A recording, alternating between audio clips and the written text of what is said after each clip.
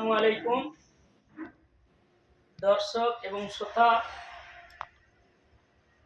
যিনারা এই মুহূর্তে লাইভে যুক্ত হবেন বা হয়েছেন, পরে যিনারা শুনবেন, সবাইকে আমি আন্তরিক ভালোবাসা জানাচ্ছি। আজকে একটি বিশেষ উদ্দেশ্যে লাইভে এলাম। সাধারণত লাইভ করার অভিজ্ঞতা খুব বেশি আমার নেই, কিন্তু তারপরেও আজকে একটু লাইভে এলাম যে বর্তমান সময় যে কেন্দ্র সরকারের যে কালা কানুন,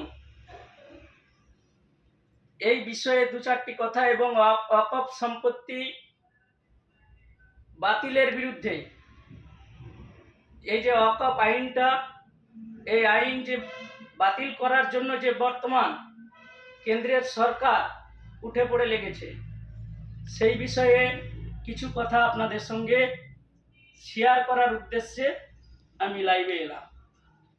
মূলত আমরা যদি লক্ষ্য করে দেখি যে কেন্দ্র সরকারের এমন কোনো নীতি কানুন নেই যেটা জনস্বার্থে কাজে লেগেছে। এরা একটা এজেন্ডা বাস্তবায়ন করার জন্য উঠে পড়ে লেগেছে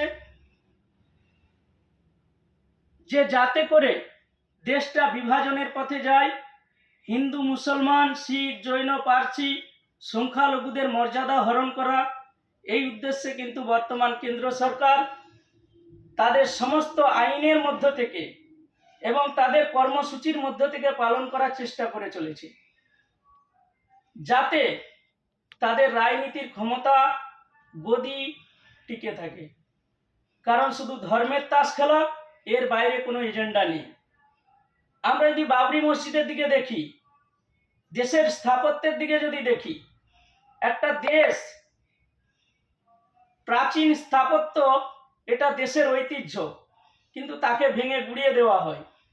আজ সকালে একটা নিউজ দেখলাম যে বর্তমান আজমির শরীফ, সেখানে একটা জরিপ আইনের মাধ্যমে আদালত নির্দেশ দিয়েছে, সেখানেও নাকি মুসলিমদের কোনো আধিপত্য নাই।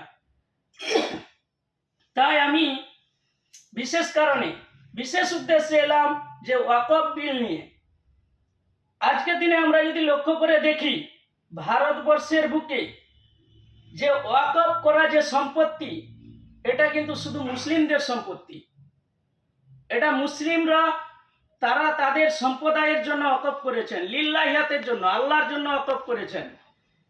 এর বিস্তারিত ইতিহাসের দিকে আমি যাব না, কারণ কবে থেকে কি চালু হয়েছিল আমরা কম বেশি সবাই জানি, অল্প বেশি যে যার মতো করেই জানেন আপনারা, যে ওয়াকফ সম্পত্তিটা সম্পূর্ণ লিল্লাহিয়াতের জন্য দান করা হয়, জাতির সেবায়, কওমের সেবা, এই উদ্দেশ্যে কিন্তু দান করা হয়। আজ সেই বিলের পুরে আঘাত হানছে। আমরা যদি লক্ষ্য করে দেখি যে এই বিলটায় আঘাত হানা মানে যে মুসলিমদের ওয়াকফ সম্পত্তির পুরে আঘাত হানা নয়, এটা কিন্তু বর্তমান দেশের যে সার্বভৌমত্ব, যে একত্ব এবং যে মুসলিম হিন্দুর যে বিভাজনের পরিকল্পনা, এটার পুরে আঘাত হানা হচ্ছে এবং বর্তমান সংবিধানের পুরে আঘাত হানা হচ্ছে। কিন্তু আমরা যদি দেখি, আমরা তো আজকের দিনে দাঁড়িয়ে আমাদের কলকাতা সহ গোটা ভারতবর্ষে এই ওয়াকফ নেতৃত্বরা যিনারা আছেন, ওয়াকফ বোর্ডের যিনারা নেতারা আছেন, সংখ্যালঘু মানুষরা যিনারা আছেন, তিনাদের প্রতিবাদ জানাচ্ছে। কিন্তু আমার বক্তব্য তাদের উদ্দেশ্যে যে এই ওয়াকফ সম্পত্তিটার কি সঠিক ইমপ্লিমেন্ট হচ্ছে? ওয়াকফ সম্পত্তি যে মুসলিম নেতারা, যারা মুসলিম ধর্মের নেতা হয়ে যারা এই ওয়াকফটাকে তত্ত্বাবধান করেন, দেখভাল করেন, তারা কি তাদের কাজটা সঠিকভাবে করে যাচ্ছে? যদি উত্তর আসে বলবেন না। তো সেই জন্য তাদের কাছে আমার প্রশ্ন যে আজকের দিনে আন্দোলনের নাম করে সাধারণ মানুষকে পথে নামানো হচ্ছে, কিন্তু এই মুসলিম নেতারা তিনারা যদি আগে থেকে এই বিষয়ে হস্তক্ষেপ করতেন এবং যে উদ্দেশ্যে দান করা হয়েছে সেই তার সঠিক বন্টন হতো। আর যদি আমরা প্রশ্ন করে দেখি যে এই সংখ্যালঘু মানুষরা ওয়াকফ সম্পত্তির দ্বারা কতটা উপকার হচ্ছে, শিক্ষা খাতে কতটা খরচ হচ্ছে, বিভিন্ন ডেভেলপমেন্টের পারপাসে সংখ্যালঘু মুসলিমদের ক্ষেত্রে কতটা ব্যয় করা হচ্ছে, এবং যে হস্তান্তর, আর আজকের দিনে বাতিলের কথা বলতেনি মুসলিমদের গায়ে লেগে যাচ্ছে যে, এবং মুসলিমরা ঐক্যবদ্ধ হয়ে মাঠে নামছে, এটাকে আমরা সাধুবাদ জানাবো। এবং এই ওয়াকফ সম্পত্তি উদ্ধার করা আমাদের সবার নৈতিক দায়িত্ব, এবং সবাইকে মাঠে ঝাঁপিয়ে পড়ে এটাকে উদ্ধার করতে হবে। কিন্তু যখন হস্তান্তর হচ্ছিল, যখন ওয়াকফ সম্পত্তির উপরে বেআইনি নির্মাণ হয়েছিল, তখন এই সংখ্যালঘু নেতারা কেন সাধারণ মানুষকে কনসাসনেস করেনি, কেন সংখ্যালঘু সমাজের মানুষকে নিয়ে মাঠে নামেনি? যদি সেই সময় সংখ্যালঘু সমাজের মানুষকে মাঠে নিয়ে এই আন্দোলনটা, আজকের দিনে যে আন্দোলনে ঝাঁপিয়ে পড়েছে, এই আন্দোলনটা যদি সেদিনেই এই সংখ্যালঘু নেতারা বা ওয়াকফ বোর্ডের যিনারা দায়িত্বে রয়েছেন তিনারা যদি সেই সময় এই আন্দোলনে ঝাঁপিয়ে পড়তেন, তাহলে ওয়াকফ সম্পত্তিটা হস্তান্তর হতো না, এবং ওয়াকফ সম্পত্তির পুরে যে অনেক অবৈধ নির্মাণ হয়ে গেছে সেটাও তারা করতে পারতো না। ইনারা যারা সংখ্যালঘু সমাজের নেতৃত্ব দিতে গিয়েছেন এবং ওয়াকফ বোর্ডের যিনারা দায়িত্বে আছেন, তাদের এ বিষয়ে অনেক বেশি সচেতন হওয়া উচিত ছিল। এইবার আসি বামফ্রন্টের সময়। ওয়াকফ সম্পত্তি বামফ্রন্টের আমলে যেভাবে বেদখল হয়েছে, তার কোনো অস্তিত্ব আজও পর্যন্ত আমরা খুঁজে পাইনি। কিন্তু বর্তমান রাজ্যের নেত্রী তিনি যখন ক্ষমতায় এসেছিলেন, তিনিও একটা প্রতিশ্রুতি ছিল তিনার মধ্যে যে ওয়াকফ সম্পত্তি পুনরুদ্ধার হবে এবং যাদের সম্পত্তি তাদের কাছে ফিরে যাবে। তার কোনো বাস্তবায়ন হলো না। আমরা এই পিরিয়ডের দিকে যদি লক্ষ্য করে দেখি, বামফ্রন্টকে ছাপিয়ে গিয়ে বর্তমান তৃণমূলের নেতা নেতৃত্ব মন্ত্রীরা তারা কিন্তু মাঠে নেমে গেছে। মাঠে নেমে তারা কিন্তু এই ওয়াকফ সম্পত্তিকে ভোগ দখল করেছে অর্থের বিনিময়ে। আজ যদি আমরা দেখি, কলকাতার বুকে বহু অবৈধ নির্মাণ হচ্ছে, বহু অবৈধ নির্মাণ। সংখ্যালঘু বোর্ডের চেয়ারম্যানকে প্রশ্ন করলে বা তাদের কাছে জানতে চাইলে তারা মুখে কুলু পেটে থাকেন।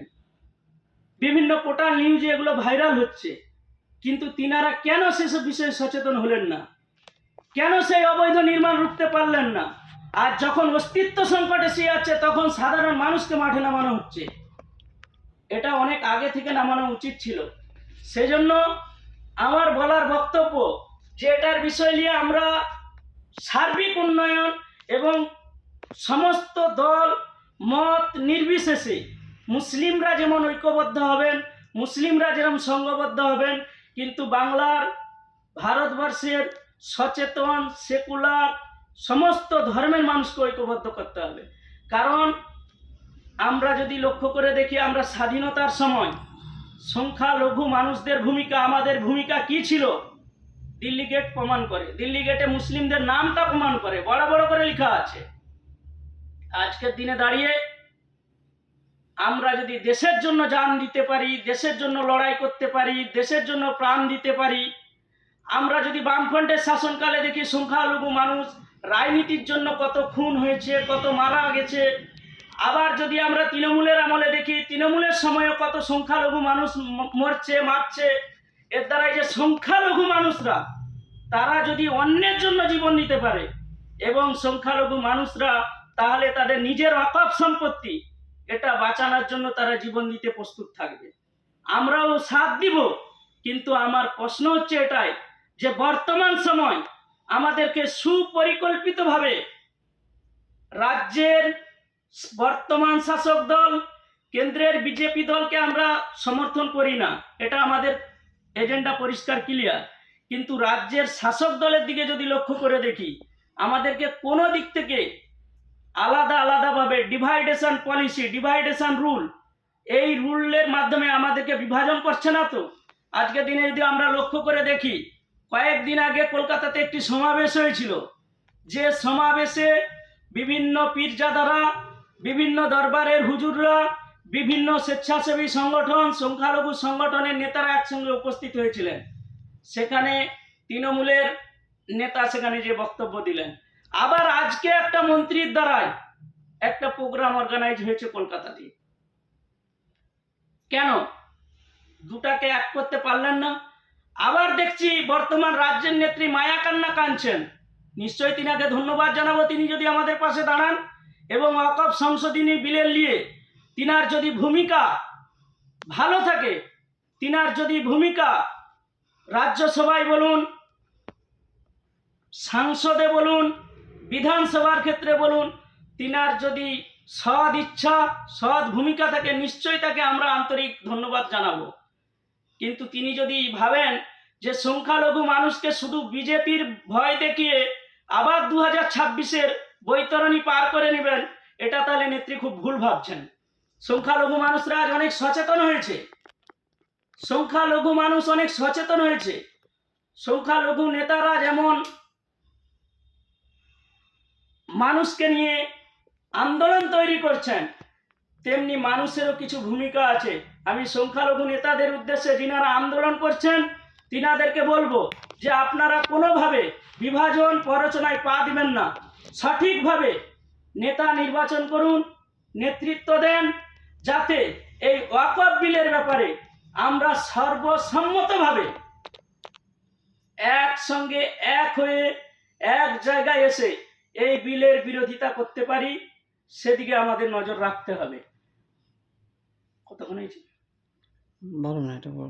আমি লাইভ বেশি দীর্ঘায়িত করব না। লাইভে আসার অভিজ্ঞতা খুব বেশি আমার না থাকলেও আজকে প্রথম এলাম, একটা সূচনা শুরু করলাম। নিশ্চয়ই দর্শক এবং শ্রোতাদের কমেন্ট এবং এর মাধ্যমে আমি পরবর্তীতে আবার আসব, আমি আবার আরো ভালো করে গুছিয়ে বলার চেষ্টা করব। সবাইকে আন্তরিক ধন্যবাদ, শুভেচ্ছা, অভিনন্দন সবার প্রতি থাকলো। আপনারা যাতে এই বক্তব্যটাকে যিনারা শুনবেন ব্যাপকভাবে শেয়ার করবেন, এই আকাঙ্ক্ষা রেখে আমি আমার এই ক্ষুদ্র লাইভটি ক্ষুদ্র মেসেজ আপনাদের উদ্দেশ্যে দিলাম। ধন্যবাদ, সবাই ভালো থাকবেন।